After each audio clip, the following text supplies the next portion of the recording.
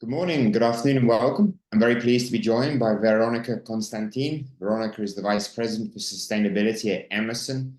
Emerson is a long-time partner of World Hydrogen Leaders, and Veronica is going to be speaking at the World Hydrogen Week Congress in the end of September, beginning of October in Copenhagen. So welcome, Veronica. Thank you for joining me. Thank you for the opportunity. So Emerson is obviously a huge company, Fortune 500 company, and probably now 90,000 employees, and heavily involved in helping develop the hydrogen industry. We've seen a lot around the need to scale the industry, the need for costs to come down. Maybe you could just introduce yourself and Emerson and some of the areas that you're actually working in and helping the industry meet that challenge. Okay, yes, so I'm Veronica Constantin. I'm with Emerson since quite a long time right now, growing up into various roles, sales management, general management, and since 2 years I'm running the global sustainability sales for Emerson.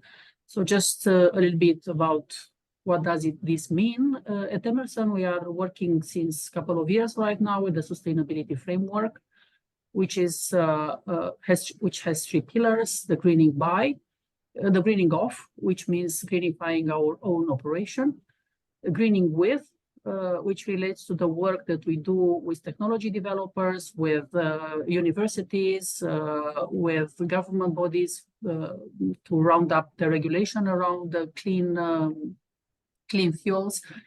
And the 3rd pillar is the greening by, which we believe is where Emerson can contribute the most to the reduction of the greenhouse gas emissions. And it has to do with how our products and services can contribute to our customers' goals to decarbonize. In my capacity, I'm responsible for the greening by piece of Emerson. Yeah. And in terms of the greening by strategy, that's really across the board. What are some of the specific efforts you're doing in the hydrogen space?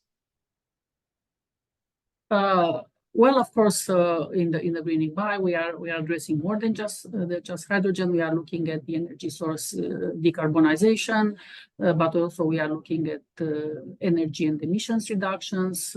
We are looking at the electrification. We are also looking at the waste management and all the circularity.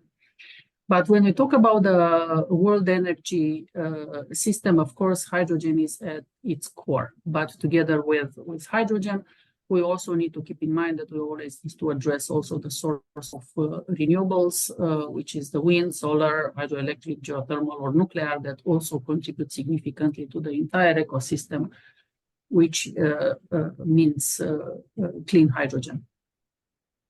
And here, Emerson automation capabilities, which includes, of course, all our sensing suite, the final control. We have systems and software. They are all enabling these energy producers to bring all their solutions online in confidence and with all the reliability that is required. And then we can couple that with technologies like wireless. We have also the digital twin simulation. We have all suites of advanced process control applications and operation management software that make all these software, they make possible to use the existing infrastructure and to operate hydrogen at the highest level of safety and reliability, and also improve the energy efficiency for the entire hydrogen ecosystem. Yeah. And are there any sort of specific projects that you can talk about that you're working on?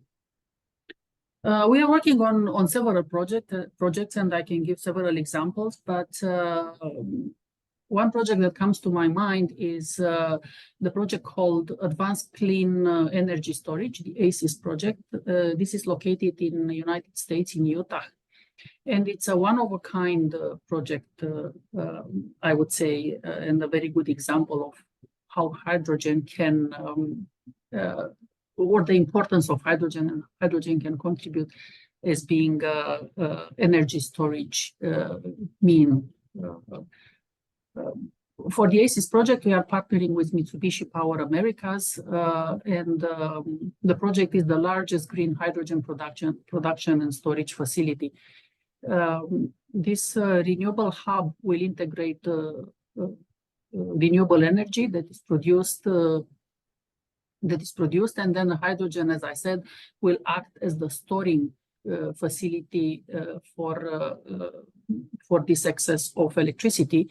And the hydrogen produced will be stored in the depleted salt caverns in Utah, and then reused when needed at a later stage. Yeah. And here Emerson is supplying the entire automation package and software expertise to automate this project. Wow, big project. And what are the sort of timelines for the project to be completed? The project it started. It's under construction. Yeah. Okay. Excellent.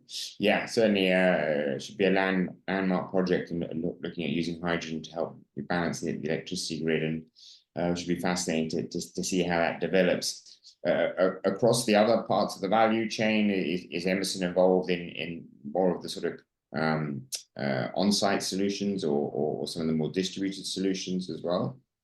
Yes, as I said, we participate to the entire hydrogen ecosystem, to the entire value chain.